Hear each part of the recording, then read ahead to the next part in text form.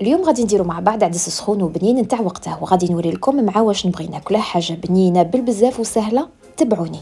نجيب العدس من قريدو، ندي منه الكميه اللي نحتاجها، نشله ونحطه اباغ، ومن بعد نجيب البصل والثوم نقطعهم ونرحيهم في الاشواغ. انا نبغيهم مرحيين اون بيغي هكذا باش يعقدوا لي العدس. والحاجه اللي سبيسيال في العدس اللي ديره هو اني نطيبه بارد في بارد، ما نقلي والو، نحط كاع المكونات ونبلع الكوكوط.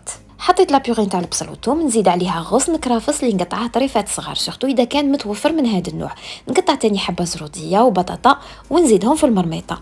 نتبل بالملح، الفلفل، العكري، الكمون، الكركم، وندير الزيت ومغرف كبيره تاع طوماطيس نتاع القابصه ونمرق بالماء. نبلع على كوكوط ونحط العدس نتاعي يطيب مده تاع 20 دقيقه، واللي هي كافيه باش طيب لي عدس قريدو ذو الجوده العاليه. والعدس هنا في الدار نبغوا ناكلوه بالكامونبير، خطرات نخليه هكذاك وخطرات نديره باني ومقلي، شحال يجي بنين. دو توت فاسون حاجه سهله مهله. نحكم برك الكامونبير نقطعه على 8 ونفوته 2 مرات متتاليين في البيض ولا شابلور، ومن بعد نقليه في زيت غزير. هذه الطريقه تاع الكامونبير تجي بزاف بنينه مع العدس، وتقدروا تاني ديروها كوم اون اونطري ولا مقبله وتقدموها مع لي سالاد نتاعكم.